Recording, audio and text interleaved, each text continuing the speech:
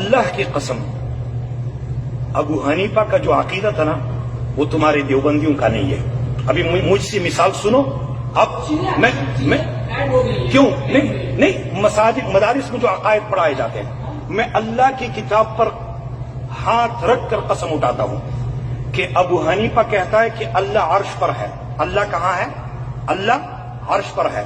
Abu Hanifa कहता है कि अल्लाह रब्बुल आलमीन के लिए हाथ है जिस तरह उसके लिए लायक है।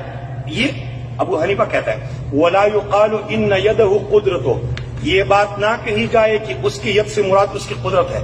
लिअन्न फीही इब्तालु सिफा, कि इसमें जो है ना अल्लाह रब्बुल आलमीन की सिफत बातिल हो जाती है। वह हुवा कौल अहलिल क़दर वल इत्ज़ाल, और वो तो मुअतज़िला और क़दरिया का कौल है।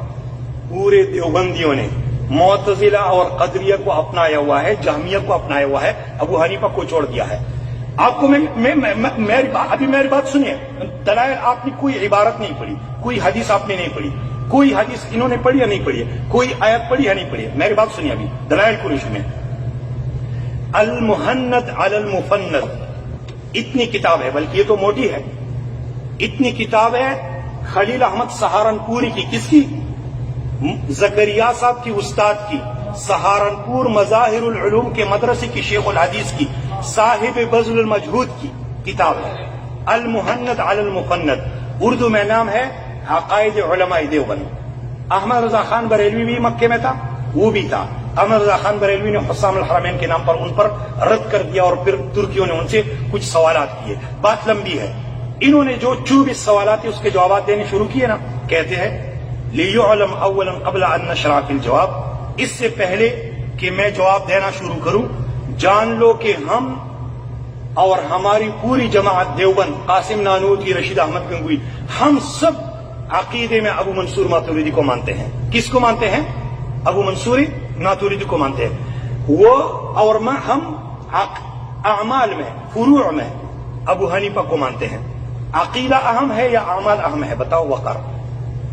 अच्छा, तो अबू हनीफा के अकीदे को छोड़कर उनके अमाल पर क्या करोगे? ये तुम्हारी देवबंद की बात है। एहतियात नहीं, यानी अबू हनीफा के अकीदे को छोड़ना एहतियात है? क्यों? अबू हनीफा अल्लाह को नहीं जानता था कि अल्लाह कहां?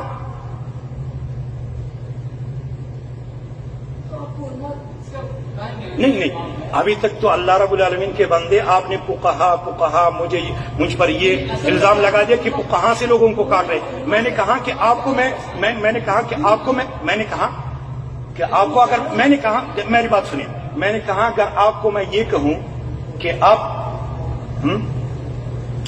मैंने कहा कि अगर आपको मैं ये कहूं कि आप नबी अलैहिस्सलातु वस्सलाम से लोगों को काट रहे हैं, तो ये बात ठीक होगी? नहीं, आप लोग खता पर है, इतनी बात कहूंगा। लेकिन मैंने अल्लाह के रसूल की हदीस के साथ सीधे लोगों को लगा दिया कि अल्लाह के रसूल ने एक सहाबी को फरमाया कि तुम कोने में क्या कर रहे थे?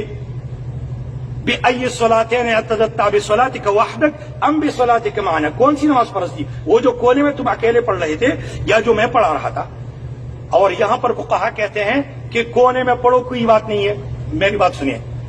फिर आपने कहा कि नहीं फुक़हा, तो फुक़हा के अकायद को छोड़ना कौन सी जो है ना अक्लमंदी है? ये बेवकूफी है कि नहीं? अबू हनीफा कहता है कि अल्लाह अर्श के ऊपर है, ठीक है, और ये कहते हैं अल्लाह न आगे न पीछे न ऊपर न नीचे न दाएं न बाएं न मुत्तसिल आलम न मुनफसिल आलम। नहीं, अल्लाह रब्बुल आलमीन के, अबू हनीफा अल्लाह की शान को नहीं जानता था कि अल्लाह को अर्श पर मानो तो अल्लाह रब्बुल आलमीन के शान से बात कमी होगी? नहीं, मेरी बात सुनिए वक़ार साहब, आप मेरी बात को तवज्जो नहीं देते। अल्लाह रब्बुल आलमीन के शान को वो लोग मानते हैं जो अल्लाह की सिफात को मानते हैं। अल्लाह खालिक हम मखलूक, अल्लाह राज़िक हम मरज़ूक, अल्लाह मालिक हम ममलूक। अल्लाह ऐसे अर्श पर मुस्तवी है जैसे उसके शान के लायक है, ठीक है? नहीं, लेकिन तेरे देवबंदी नहीं मानते। आप मानते हो देवबंदी? नहीं, तेरे देवबंदी नहीं मानते। खलील अहमद सहारनपुरी गलत पर है इस पर कहीं? तो अल्लाह के बंदे इतने अहादीस के बारे में आप हजारों बातें करते हैं कि नहीं, हर एक की अलग अलग तरतीब है जी। कैसे अबू हनीफा ने कहा कि काफिर हो जाएगा, किसी ने कहा कि अल्लाह रब्बुल आलमीन अर्श के ऊपर है या नीचे, मुझे नहीं मालूम।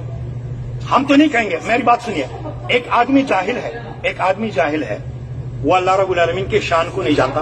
मैंने अबू हनीफा ने उसको काफिर कहा है। हम नहीं कहेंगे, हम तो ये कहते हैं कि भाई अल्लाह सुब्हानहु व तआला, मेरी बात सुनिए, अबू हनीफा को एहतियात नहीं मालूम था, अबू हनीफा एहतियात नहीं जानते थे। नहीं, किसने? इन्ना लिल्लाहि व इन्ना इलैहि राजिऊन। अल्लाह रब्बुल आलमीन के बारे में एहतियातन ये बोलना, यानी इस बारे में एहतियात करनी चाहिए कि हो सकता है अल्लाह रब्बुल आलमीन अर्श पर था हो। अस्तगफिरुल्लाह। ये नहीं, देखिए, इस बारे में एहतियात की क्या जरूरत है? नहीं, आवाम को देखिए, मेरी बात सुनिए,